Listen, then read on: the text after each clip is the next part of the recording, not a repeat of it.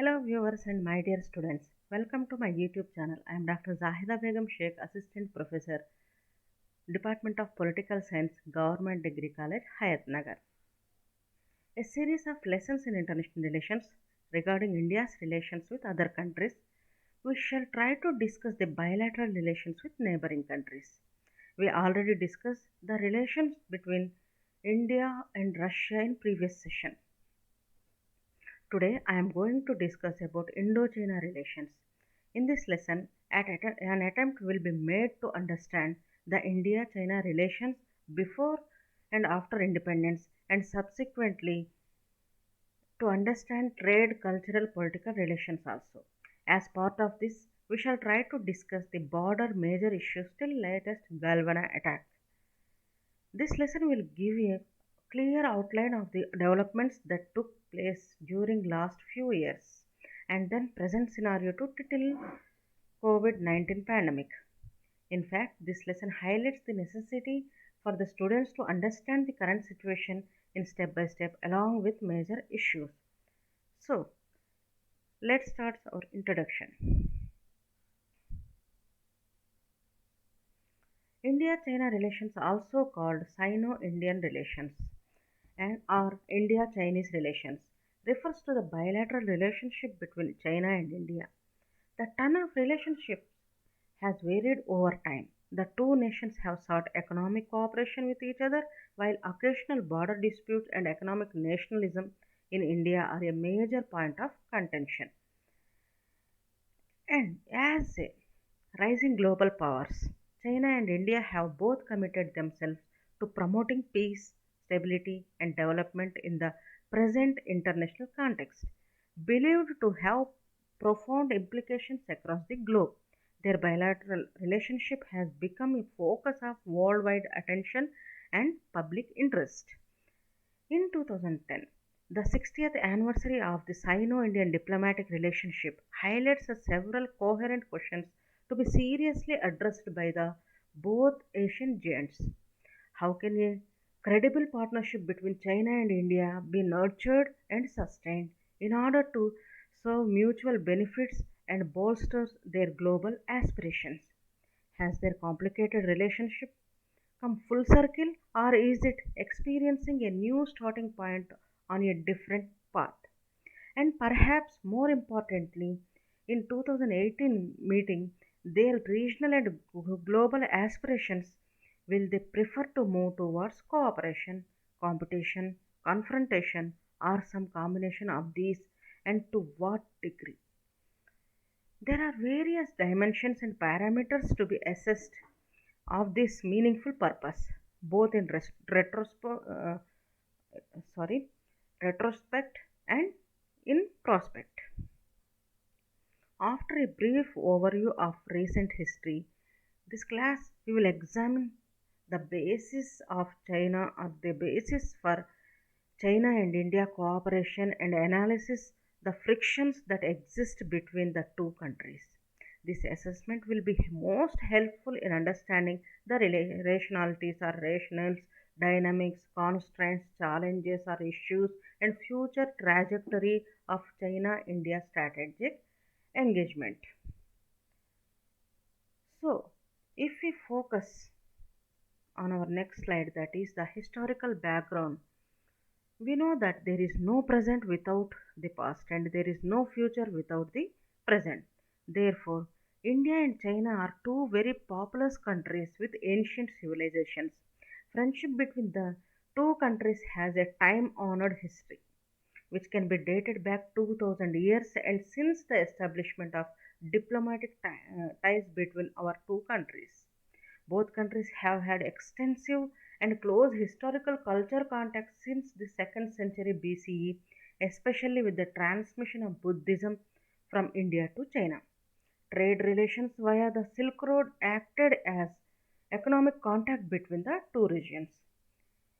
If you come to Middle Ages, after the transmission of Buddhism from India to China from the 1st century onwards, many Indian scholars and monks traveled to China, such as Batuhu in 464 to 495 BCE, first abbot of the Shaolin Monastery, and Bodhidharma, founder of Chandjian Buddhism. While many Chinese scholars and monks also traveled to India, such as Xuezhun 604 BCE and Qing 635 to 713 BC, both of whom were students at Nalanda University in Bihar. Just move on our next slide, that is geographical overview. China and India are separated by the Himalayas. China and India today share a border with Nepal and Bhutan, acting as buffer states. Kindly please concentrate, it is very important. Parts of this disputed Kashmir region claimed by India are claimed and administered by the either Pakistan, Azad Kashmir, like, or by the PRC, Aksai Chin. The government of Pakistan and its map shows the Aksai Chin area as mostly within China and labels the boundary frontier undefined, while India holds that Aksai Chin is illegally occupied by the PRC. China and India also dispute most of our Arunachal Pradesh. However, both countries have agreed to respect the line of actual control. So, if you focus on background of India-China relations after independence, the modern relationship began in 1950 when India was among the first countries to end formal ties with the Republic of China, that is Taiwan, and recognize the People's Republic of China as the legitimate government of mainland China. China and India are the two of the major regional powers in Asia and are two of the most populous countries and fastest growing major economies in the world. Growth in diplomatic and economic influence has increased the significance of their bilateral relationship. The Republic of China was established on October 1st, 1949, and India was the first non communist country to establish an embassy in PRC, People's Republic China. On April 1st, 1950, India and China established diplomatic relations. The two countries also jointly expounded the Panchsheel, five principles of peaceful coexistence. I will discuss later slide in 1954. Chinese Premier Zhou Enlai also visited India in June 1954 and Prime Minister Nehru visited China in October 1954. Premier Zhou Enlai again visited India in January 1957 and in April 1960. The Sino-Indian conflict, which took place from October 20 in 1962, led to a serious setback in bilateral relations. India and China restored ambassadorial relations in August 1976. Higher political levels contact were viewed by the visit of the External Affairs Minister A.B. Vajpayee in February 1978. So, the Chinese Minister Huang Hua paid a return visit to India in June 1981.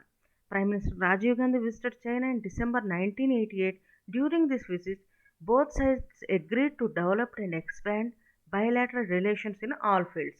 It was also agreed to establish a joint working group, that is JWG, to seek a fair, reasonable, and mutually acceptable solution on the boundary question. In a joint economic group, that is JEG, from the Chinese side, Premier Li Peng visited India in December 1991. Prime Minister P.V. Narasimha Rao visited China in September 1993. The agreement on the maintenance of peace and tranquility along the line of actual control, that is LAC, in the India China border area was signed during this visit, providing for both sides the respect the status quo on the border, clarify that LAC what there are doubts and undertake CBMs. President R. Venkatraman paid a state visit to China in May 1992. This was the first head of state level visit from India to China. President Jiang Zemin's state visit to India in November 1996 was similarly the first by a PRC head of state to India. The four agreements signed during his visit include the one on CBMS in the military field along the LAC, covering the adoption of concrete measures between the two militaries to to enhance exchanges and to promote cooperation and trust. India China political relations are enhanced and strengthened by various mechanisms. There is a close and regular interaction between strategic and foreign policy think tanks also. So, if we focus on relations after nuclear test, after the nuclear test on 11th May 1998, the relations faced a minor setback. External Affairs Minister Jaswant Singh visited China in June 1999 and both sides reiterated that neither country is a threat to the other. President K.R. Narayan's visit to China in May 2000 June marked a return to high-level exchanges. Premier Zhu Rongji visited India in January 2002. Prime Minister A.B. Vajpayee visited China in 2003, during which a declaration on principles for relations and comprehensive cooperation was signed. This was the first comprehensive document on the development of bilateral relations signed at the highest level between India and China. India and China concluded a border trade protocol to add border crossing between Sikkim and Tibet Autonomous Region. The two prime ministers appointed special representatives to explore from the political perspective of the overall bilateral relationship the framework of a boundary settlement. If you focus on this slide, that is Indian companies in China. With the growth in bilateral trade between India and China in the last few years, many Indian companies have started setting up Chinese operations to service both their Indian and multinational companies' clients in China.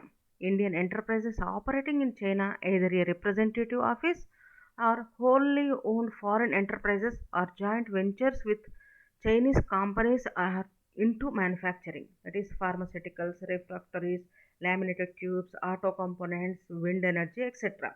IT and IT enabled service, that is including IT education, software solutions, and specific software products, trading, banking, and allied activities also. While the Indian trading community is primarily confined to major port cities such as Guangzhou and Shenzhen, there are also present in large number in places where the Chinese have set up warehouses and wholesale markets such as UV.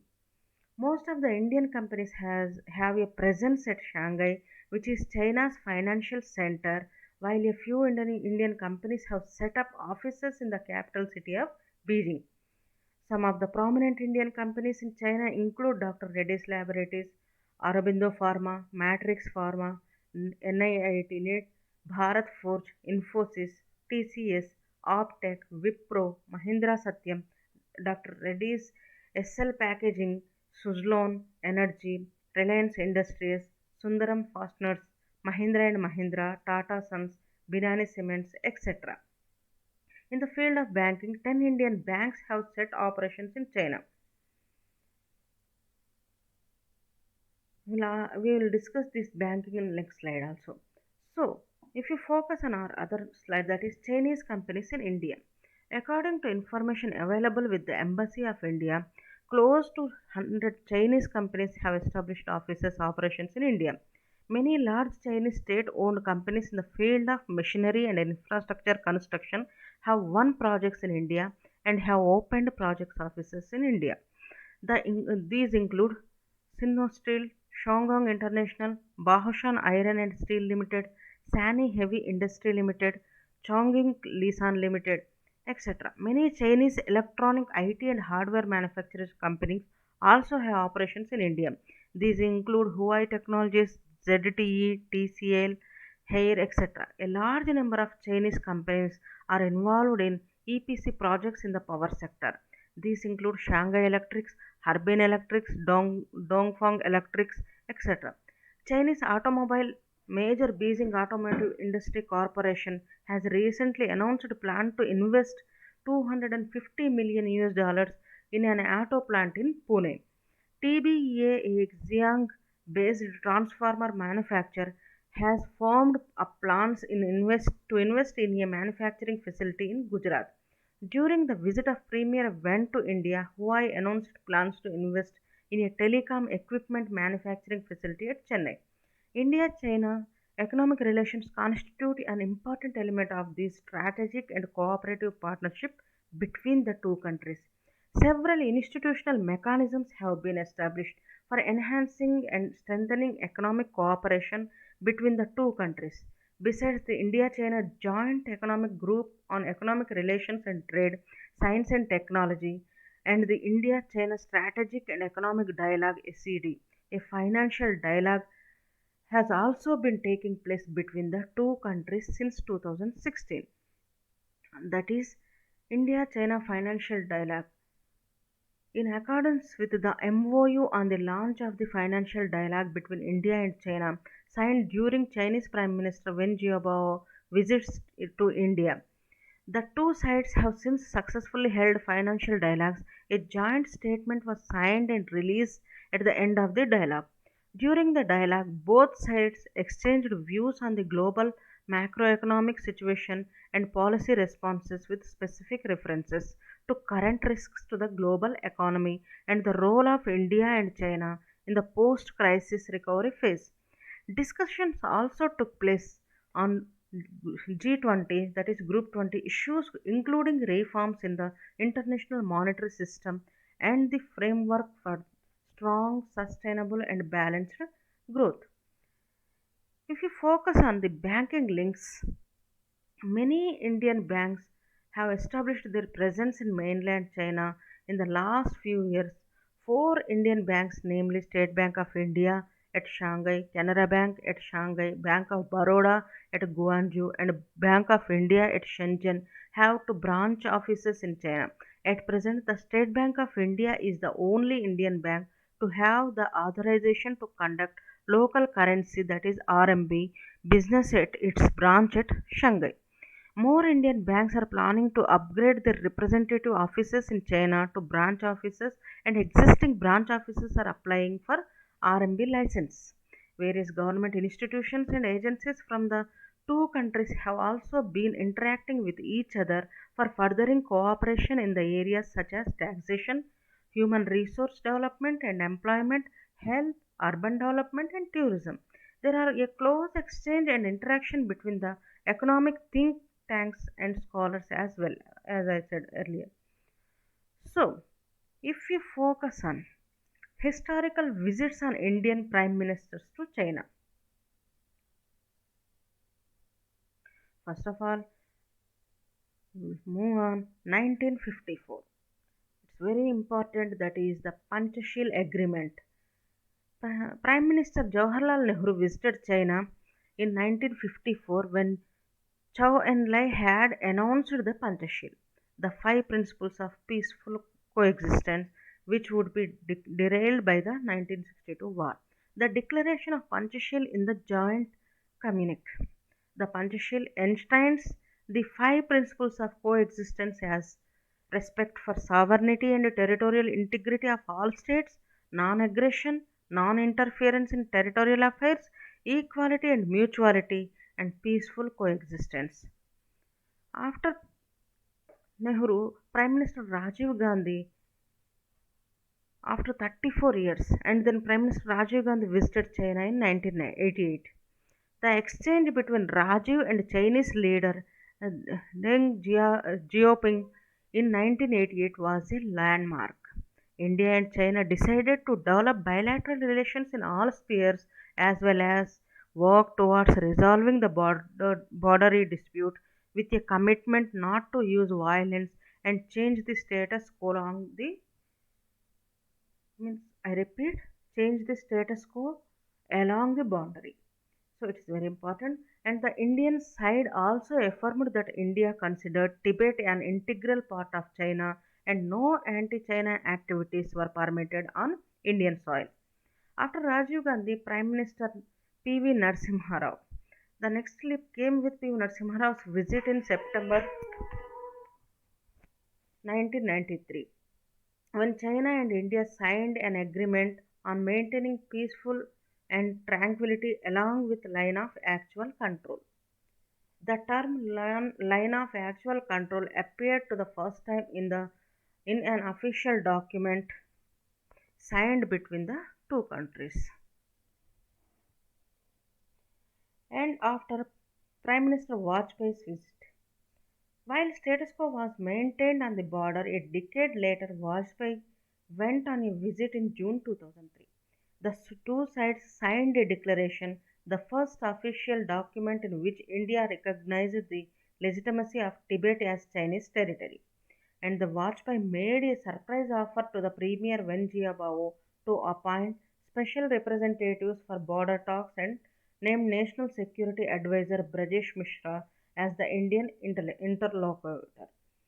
He had once shaken hands with a smiling Mao in 1970, the only positive overture made by Mao after the war, and a deal was struck on border talks. And if you focus that Manmohan Singh visits, Manmohan Singh carried forward the relationship with two visits in 2008 and 2013. The first visit gave the relationship an intellectual heft and a wider context as the two sides signed a shared vision for the 21st century. Singh maintained through his term that there is enough space in the world for both India and China to compete and cooperate. Although China agreed on a nuclear supplier group, that is NSG, waiver to India after the US leveraged its relationship and George W. Bush made a phone call to Hu Jintao. The relationship was not without strains. The Despang incident in April 2013 was a case in point that led to the Border Defense Cooperation Pact between the two sides. So, if you focus on latest developments, that is Chinese President's 11 Jinping visit in September 2014, China's President Jinping's visit in India will go down history in five major aspects. Result the visit is annual visits at the level of heads of state and government, a city in each country identified for a smart city demonstration project, increase speed on the existing line from the Chennai to Mysore via Bangalore, and training in a heavy haul of 100 Indian Railways officials, and redevelopment of existing railway stations and establishment of a railway university in India. China would be a guest country at the Indian International Film Festival 2014 and strengthen exchanges in movies, broadcasting, and television shows. The first round of maritime cooperation dialogue to be held this 2014 only. In September 2014, the relationship between strained as troops of the People's Liberation Army, that is PLA, reported entered 2 kilometers inside the line of actual country LAC in Chumar sector. The next month, VK Singh said that China and India has come to an agreement of views on the threat of terrorism emanating from Pakistan. And 2015 as the Visit India year in China, and 2016 as the Visit China year in India, and promoting tourism projects and routes in India based on the historical travels of the Chinese monk scholar Juan Zhang to India in 17th century AD. China would be a partner country at Delhi International Book Fair 2016. On 16th June 2017, Chinese troops with construction vehicles and road building equipment began extending an existing road southward in Doklam, a territory which claimed by both China as well as India's ally Bhutan. On 28th August 2017, China and India reached a consensus to put an end to border standoff. Both of them agreed to dis- disengage from the standoff of Doklam. On 18 June 2017, around 270 Indian troops with weapons and two bulldozers entered Doklam to stop the Chinese troops from constructing the road. Among other charges, China accused India of illegal instillation into its territory across what is called the mutually agreed China India boundary and violation of its territorial sovereignty and United Nations Charter. In May 2018, the two countries agreed to coordinate their development programs in Afghanistan in the areas of health, education, and food security. Modi's informal meeting with Jinping 2018 is economic project in Afghanistan. Prime Minister Narendra Modi and Chinese President Xi Jinping have agreed that the two countries will work together on an economic project in Afghanistan. This, they said, will show that India China can cooperate and not just compete in the neighborhood. Peace tranquility at the border area. Modi and Xi have also agreed to issue strategic guidance to their forces and strengthen existing mechanisms to maintain peace and tranquility along the border areas. And another major development is strength. Modi laid emphasis on the importance of people to people contact through strength. S for spirituality, T for tradition, trade and technology, R for relationship, and E for entertainment, that is movies, art, etc. And N for nature conservation, G for games, T for tourism and health, H for health and healing. That is called strength. Z for multipolar world. Z said the two countries should stand for a multipolar world order and globalization, an implicit reference to China's ongoing tension with the US. In his address, Xi said, China and India are both important engines for global growth and we are central pillars for promoting a multipolar and globalized world. A good Sino India relationship is an important and positive factor for maintaining peace and stability in the world. If we focus on our cultural relations, Modi also spoke about Indian and Chinese cultures, saying both were based on development along river banks. Culture of both India and China is based along the river banks. If we talk about Mohenjo-daro and Harappa civilization in India, all the development happened along river banks. Modi invited Xi for a similar informal summit in India in 2019 as the two leaders held wide ranging talks in Wuhan, China. Modi also raised hopes that such informal summits become a tradition between the two countries. During the talks, Xi said he hopes that Wuhan summit opens a new chapter in Sino-India relations. He added that he hopes to have many more such summits with Prime Minister Modi. In 2019, India reiterated, reiterated that it would not join One Belt, One Road initiative, stating that it cannot accept a project that ignores concerns about its territorial integrity. On October 11, 2019, Chinese President Xi Jinping met with Indian Prime Minister Narendra Modi at Mahabalipuram, Tamil Nadu, India for a second informal meeting between India and China. On May 2020, Chinese, it means 2020 summit, Chinese and Indian troops clashed in Nathula, Sikkim, India. 11 soldiers were injured, and following the stringiness or skirmishes in Sikkim, tensions between the two countries grew in Ladakh with a buildup of troops at multiple locations.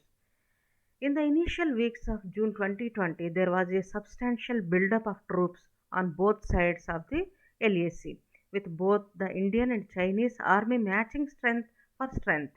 Following a high level visit by commanding officers of both the Indian and Chinese forces, the Chinese army on June 9, 2020 agreed to withdraw about 2 to 2.5 km away from the disputed territory, with Indian army also agreeing to disengage at some locations. Talks for further disengagement were to continue in the coming days. A major incident had occurred in the standoff between India and China in Ladakh on the night of 15th June 2020. One commanding officer and two Jawans of the Indian Army lost their lives during the violent phase of the Chinese troops in the Galwan area of eastern Ladakh. These are the first combat deaths on the disputed boundaries since 1975. So, if we focus in detail that the understanding of the border issues disputes, we focus that Sino-Indian relations two types, that is normalization of relations and deterioration of relations. Normalization of relations in the 1980s, more efforts were made to normalize the relations. The real breakthrough in the relations between the two countries came during the path-breaking visit undertaken by Rajiv Gandhi in 1988. We are already discussed about that. The detent, what is the detent? In the 1990s, saw the beginning of the detent in the context of changing equations in the global scenario. China's President Mr. Jiang Zemin visited India November 1997. This was the first ever visit by the Chinese head of state to India. I already discussed. And other part of the relations, that is deterioration relations. There had been deterioration in Sino-Indian relations after the conduction of nuclear tests by the India.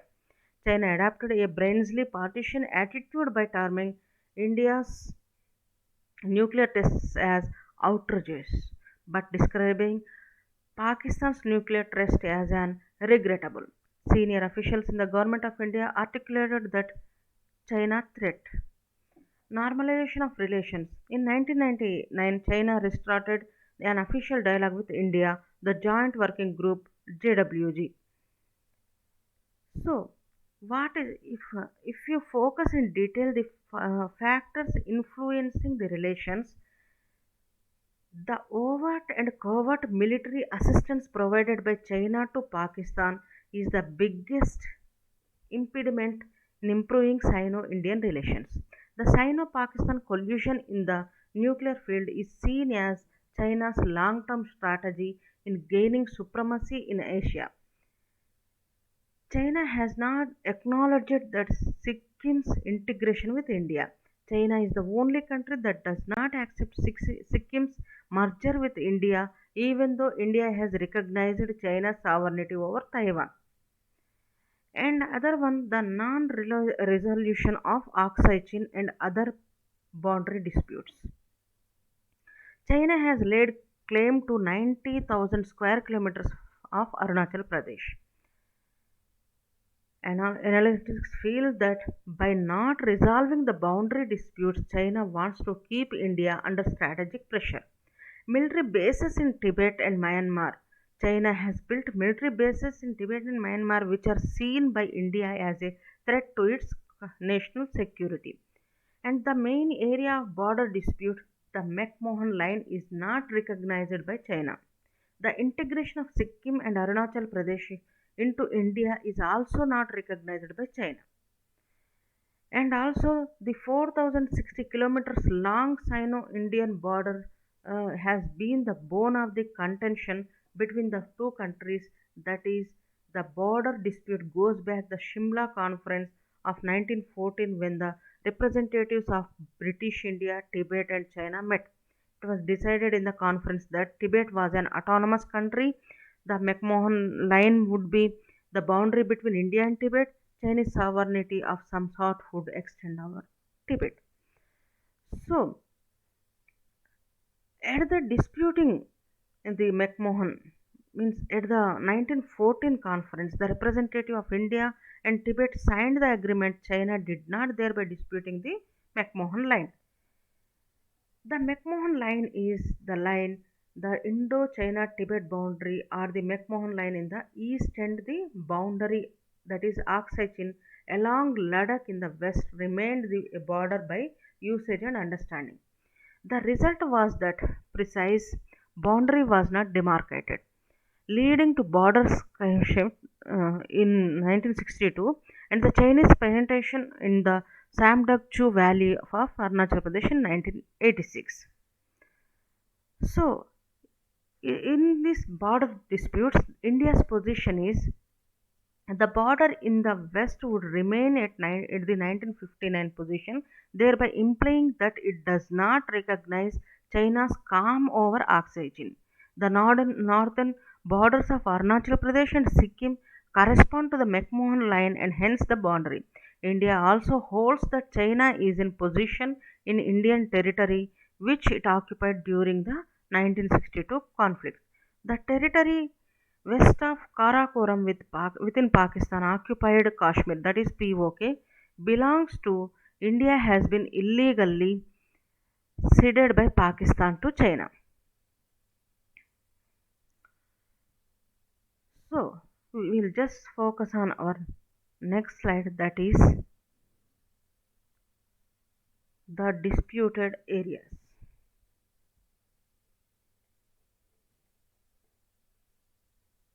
20 Indian, I already discussed the disputed areas, but if you focus on attack, that is the present scenario, violence in the Galvana Valley. 20 Indian soldiers lost their lives in the recent border skirmishes with China in the Galvan Valley. This was the fiercest border conflict with China to have occurred after the 1962 war. This is an important topic because in this conflict, India China conflict, its repercussions, what it means for India in terms of relations with China and also the way forward. So,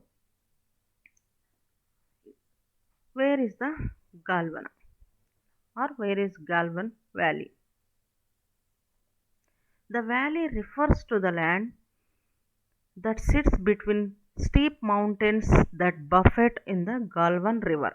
The river has its source in Aksai Chin on China's side of the LAC and it flows from the east to Ladakh where it meets to the Shyok River on India's side of the LAC. The valley is strategically located between Ladakh in the west and Aksai Chin in the east, which is currently controlled by China as part of its Jiangxing Uyghur Autonomous Region. As its western end are the Shyok River and Darbuk Shyok Dalt Bej Oldi Road. Its eastern mouth lies not far from China's vital Jiangping Tibet Road, now called the G219 Highway. Where does the line of the actual control lie?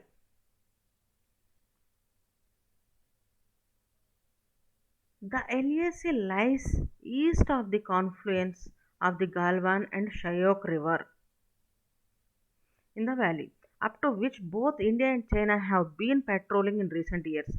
After the 15th June clash, however, China has claimed that the entire valley lies on side of the LAC. So, territorial claims and LAC claims, they are not the same. The distinction between territorial claims and LAC claims is sometimes blurred. The LAC refers to territory under the effective control of each side, not to their entire territorial claim. For instance, India's territorial claims extended 38,000 square kilometers on the other side of the LAC across all of Aksai Chin, but the LAC India observes run through the valley.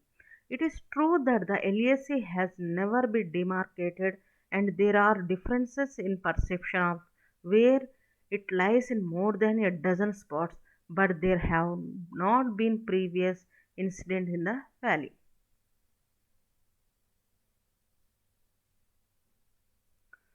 Why the Indian Army did not use firearms? The background of the story is that is 1996 and 2005 agreements. Because of these agreements, Indian Army did not use firearms because Indian troops were armed. All troops on border duty always carry arms, especially when leaving the post. Those at Galvana too did carry arms, but long-standing practice as per 1996 and 2005 agreements did not allow to use of forthcoming or firearms during the face-offs. What is the 1996 agreement? The agreement is an confidence building measure in the military field along the line of actual control in the India China border areas. Article 6 of the 1996 agreement says, with a view to preventing dangerous military activities along the line of actual control in the India China border areas, neither side shall open fire, cause biodegradation, use hazard chemicals, conduct blast operations, or hunt with the guns or explosive within 2 kilometers from the line of actual control. This prohibition shall not apply to routine firing activities in small arms firing ranges.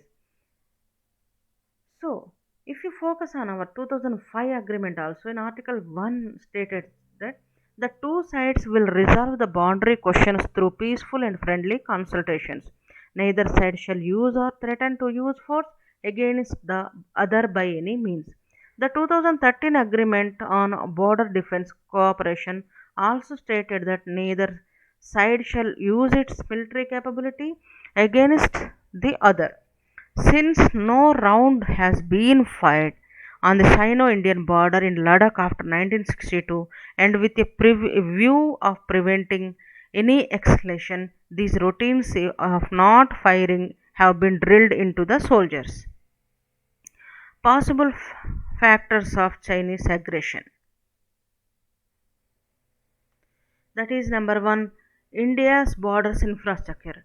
India has been strengthening its border infrastructure along the LAC.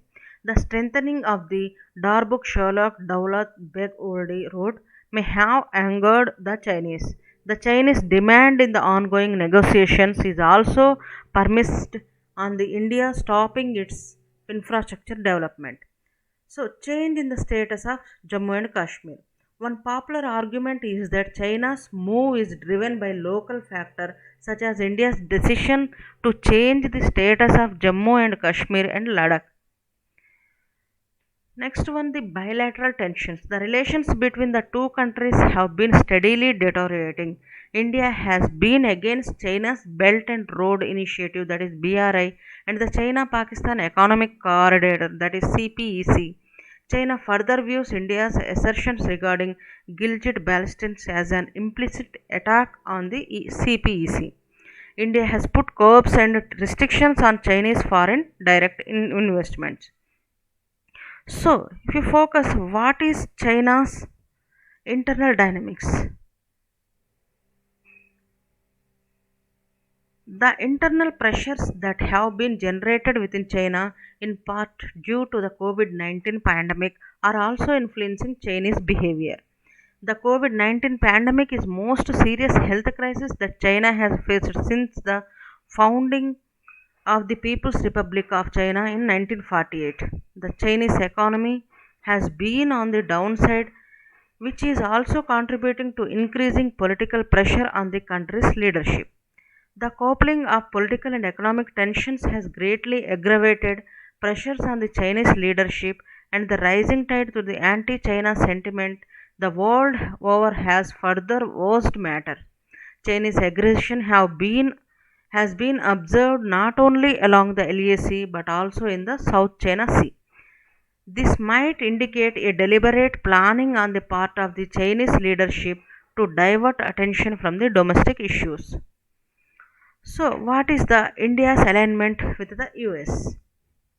While India's professionals to be a non-aligned, it is increasingly perceived as having aligned with the US. India's United States tilt the perhaps most pronounced in the domain of US-China relations.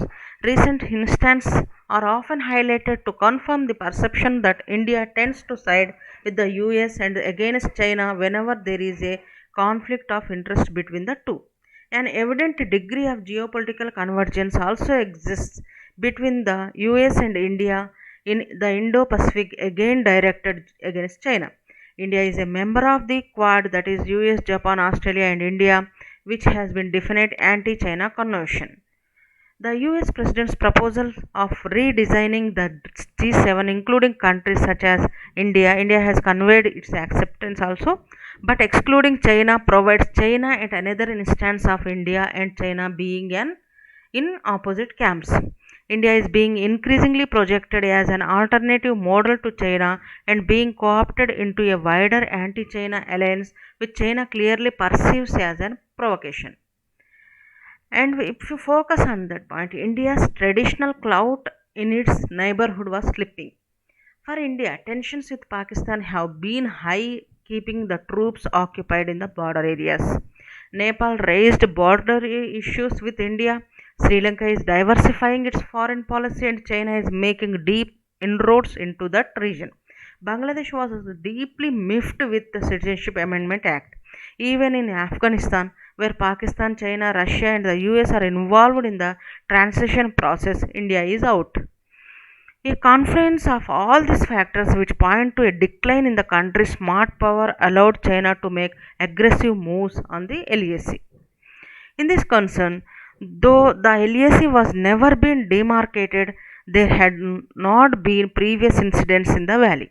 By now, staking a claim to the entire Galvan Valley and up to the confluences of the rivers, China is, in India's view, unilaterally altering the LAC. This goes against the 1993 Border Peace and Tranquility Agreement, that is BPTA, under which India and China agreed to strictly respect and observe the LAC between the two sides. Demarcated borders. The alignment of LAC has never been agreed upon and it has neither been delineated nor demarcated. There is no official map in the public domain that despite the LAC, the current understanding of the LAC reflects the territories that are at present under the control of each side pending a resolution of the boundary dispute. So, differences in claims. For the most part, in the western sector, the LAC broadly corresponds with the border as China sees it. However, India and China do not agree on the alignment on the LAC everywhere. Differences in perception, particularly in 13 spots in the western, middle, and eastern sectors of the borders, often lead to what are called face offs. When patrols encounter each other in these gray zones that lie in between the different alignments, some of these areas are Chumar, Demchok, and north bank of the Pangong Lake in western sector. Barahoti is the middle sector, and Sumdorong Chu in the east. If you focus on Chinese tactics, China has, in several territorial disputes, intentionally left its claims ambiguous. The Chinese haven't stuck to their previously agreed positions. China's alignments of the LAC have kept changing. The borders skirmishes along the line of actual control seem to be inactive of this Chinese approach to use the border problem to pressurize India on other issues. So, where did we go wrong? Refusal to respond once the issue was discovered, loss of nerves or loss of nerve in backing the ground troops, sharing the harsh ground reality with the nation, and the general public was not informed about Chinese aggression. And another one, though it is true that sharing every detail in the public domain is not possible when it comes to negotiating sensitive issues of national security. Indeed, the solution to the current crisis and the disagreement or disengagement that is needed urgently at various points along the LAC can make progress only through diplomacy. At the same time, a blanket of silence hardly serves the government's interests. The absence of timely and credibility information will only fuel speculation and alarm. The statement from the highest administrative officer has to be clear without any ambiguity. This has been an obsession concerning the threat from Pakistan, ignoring the Chinese hostility and timely moves. And another, most importantly, that is intelligence failure. The principal responsibility for intelligence assessment and analysis concerning China rests with the National Security Council Secretariat, that is NSCS, and India's external intelligence agency, the Research and Analysis Wing, that is RAW, and to a lesser extent the Defense Intelligence Agency. Raw's lack of domain expertise and inadequacy of China specialists might also have been a contributory factor. Lack of long term foreign policy foresight combined with intelligence failure to anticipate the Chinese incursion in a factor. So, if you focus on summit diplomacy, summit conference apply to the meeting of heads of the government of the leading powers in an effort to reach broad measures of agreement. Why are there more summits? The rise of summitry is a consequently of the paucity of resources of a smaller nations who are less or who are less able to finance and sustain a vast diplomatic service and thus rely on summits for representation and negotiation. It will speed up the process as heads of countries are directly negotiating. In these concerns, the preference given recently to summit diplomacy over traditional foreign policy making structures provided or proved to be a severe handicap. Summit diplomacy cannot be a substitute for carefully structured foreign office policy making. Summits put professional diplomats briefly into the shade. India believed the tensions between India and China were diffused after the Doklam crisis, and as we had meetings at the highest level in Wuhan and Mamallapuram. Personal bonohims with leaders will not result in friendly ties with countries. So, what's next? We'll just focus on our next slide. What's next? Bilateral relations in other areas will be under considerable strain. Soft landings cannot be expected. No leadership level contact between the top leaders of the two countries can be anticipated in the near term. Indian business in China and Chinese business operations in India can expect are going to be tougher than before. The scenario of trade and investments could encounter similar obstacles in areas that impede the national security, as in the cyber field and in telecommunications and in technologies that enable spying and surveillance, that is 5G for instance. In stringent controls, exclusions and champ downs can be expected in the treatment and the entry of the Chinese companies in India. So the basic question is, should India remain non-aligned? If yes, the circumstances that led to India-China War of 1962 offers an analysis of the Chinese approach. Faced with the disaster of the Great Leap Forward and increasing isolation globally, the Chinese chose to strike at India rather than confront Russia or the West. This is not the time for India to be seen as the front end of a belligerent coalition of forces seeking to put China in its place. India has constantly followed a different policy in the past, and it is advisable that it remains truly non aligned and not become part of any coalition that would not be India's long term interest. Should India remain non aligned? If no, it will be in India's economic and strategic interests to align with the US and the Western world, which will remain together despite the fisheries under Trump. India needs investments, technology, and manufacturing ecosystem to employ millions of its young population and improve its living standards. It requires advanced weapons and technologies for its military, and also it is India is ambitious and wants to be a great power, and the US and the Western world recognize this and are willing to partner India. And another one, the US is in talks with India to restructure global supply chain. The US is encouraging its company to look at India as an alternative to China. This presents a big opportunity for India, whose continental size, large market, young and skilled labor, and shared values with the West makes it an attractive distinction or destination. In fact, an alliances of democracies could crystallize with economic cooperation as at its core. Defense ties between the two have been cemented with increasing weapons sales and important defense agreements. There are regular bilateral and multilateral military exercises and dialogues on economic and strategic cooperation. On the other hand, Beijing wants to keep India boxed into South Asia. It tries to keep it off balance using Pakistan, to which it supplies arms and supports. India has made inroads into the region using the Belt and Road initiatives. It continues to block India's membership in the Nuclear Suppliers Group, that is NSG, and continues the needle New India or New Delhi in the UNSC over Kashmir. Much of India's diplomacy in the last few years has been to counter China and its influence. India faces China as a competitor in Africa, West Asia, Central Asia, and Indo Pacific. Indo US ties are complementary, and formal alliances will help realize that full potential of these relations. Non alignment or being a swing state makes sense of the gains to be delivered from either side are equal. China will not be to India what the Soviet Union was. In the post COVID 19 world, India will have to make a disparate choice of alignment.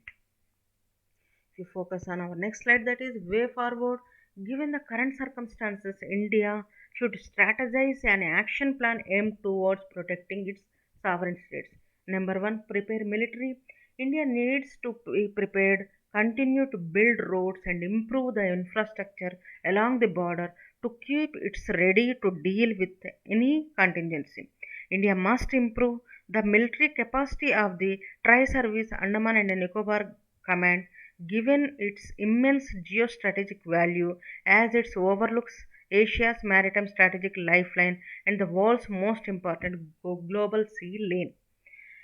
And next one is pressure points. India could choose the leverage, the sensitivity of the Chinese to the one China policy and other vulnerabilities like the Tibet issue and the Hong Kong protests to force a change in China's attitude.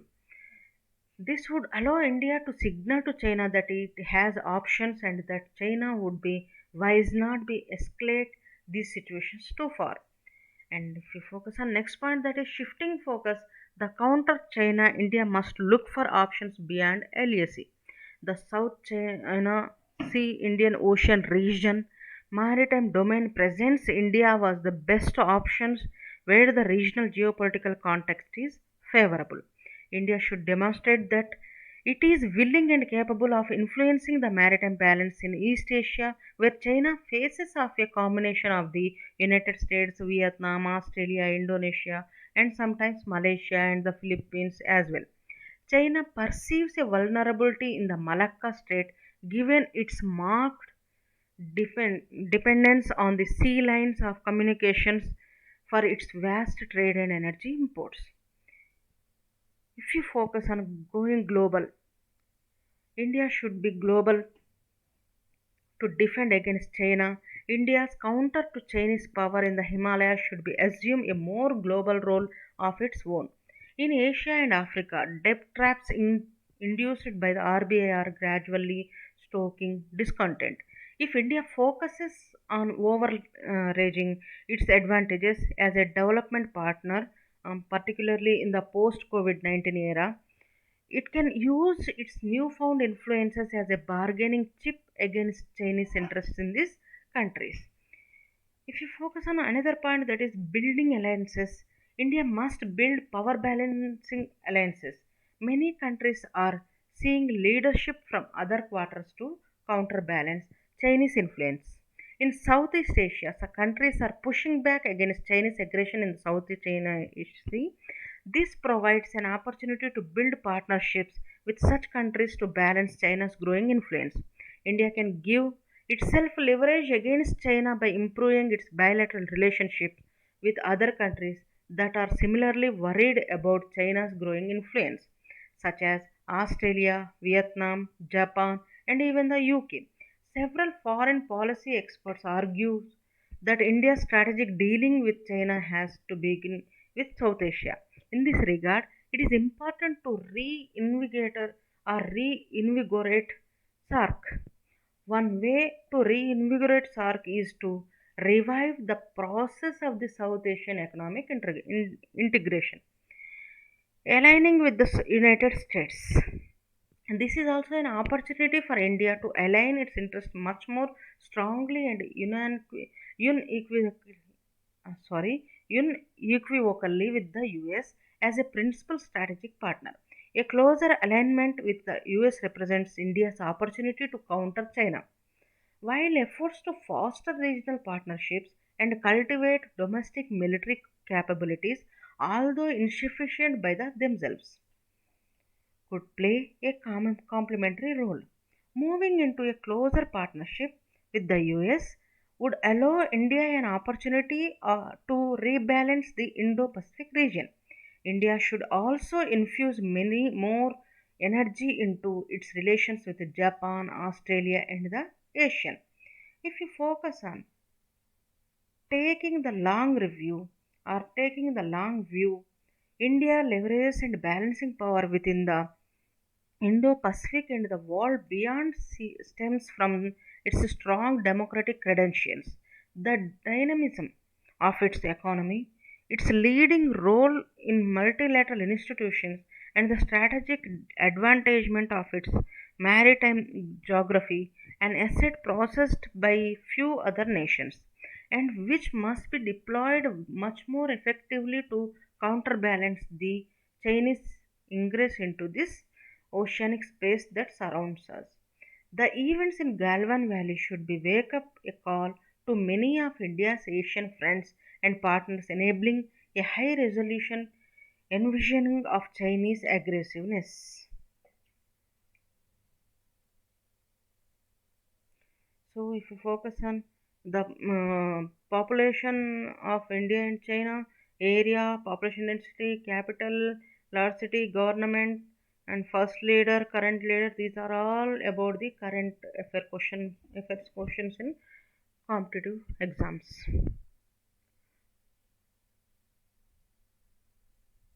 So, kindly focus on this slide for competitive exam. Present leader is Narendra Modi in India and Xi Jinping in China.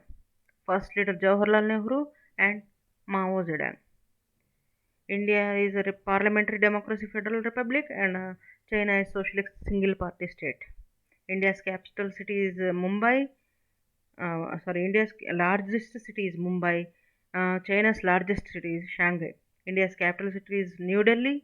China's capital city is Beijing. Population density 382 per kilometer and 139.6 per kilometer. Population 120 above crores and that is 133 crores above. Latest 2000 census. So, if we focus on another slide that is about GDP and human development index and foreign exchange and military expenditures and manpower. These two slides are very important for competitive exam. And if you focus on our plot, I will conclude this session with some inputs. That is, good neighborhood relations are crucial for national stability and well-being. If India is to disengage from economic involvement with China and build the capabilities or capacities in it needs in manufacturing and in supply chain networks closer home, it cannot be a prisoner of the short term. It is time for India to boldly take the long view in this area as also on its South Asia policy. India cannot continue to remain in a reactive mode to Chinese provocation and it is time to take an active stand.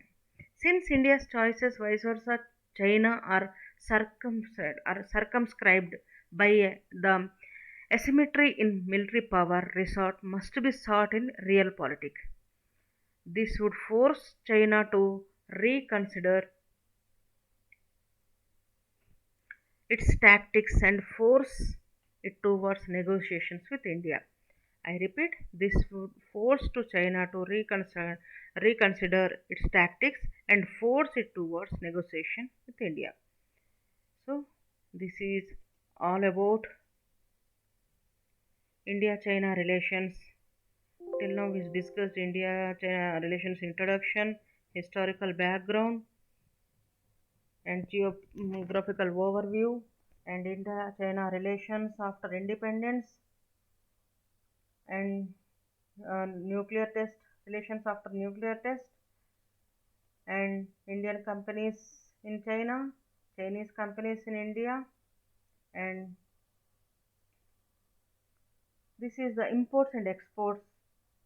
India to China, China to India, India to China, ores, slag and ash, iron and steel, plastics, and organic chemicals, cottons. China to India, electrical machinery, equipment, organic chemicals, and boilers, silk, mineral fuels, oils. And India China financial dialogue we discussed already, and we discussed banking leagues and We especially focused on historical visits of Indian prime ministers to China and Panchashila, and also 2014 summit and cultural relations, and also understanding deeply. We focused very important part this deeply. We discussed that understanding of border disputes from starting to now, and Galvana attack and present scenario.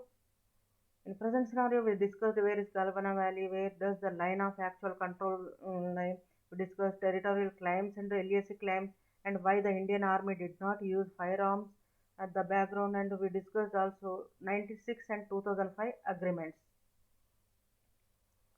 And we discussed the present scenario, that is possible factors for Chinese aggression, India's border infrastructure, and change in the status of Jammu Kashmir, that is bilateral tensions, and China's internal dynamics. We discussed already due to the COVID-19 pandemic, and India's alignment with the US.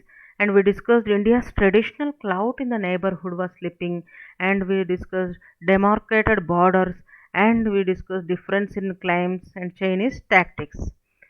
And we also discussed where did we go wrong, that is the intelligence failure or summit diplomacy, or why are these more summits.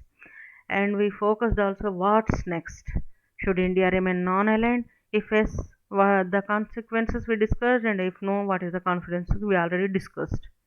And we focused on way forward, that is prepare military pressure points, shifting focus, building alliances, aligning with the United States, taking the long view. And also we discussed the competitive data of India and China. So this is all about the India China relations. I hope you have enjoyed this session. We'll meet again in the next lesson. I hope that you have enjoyed. I sincerely hope that you will enlighten yourself various aspects of this India China relations. So, thank you, one and all.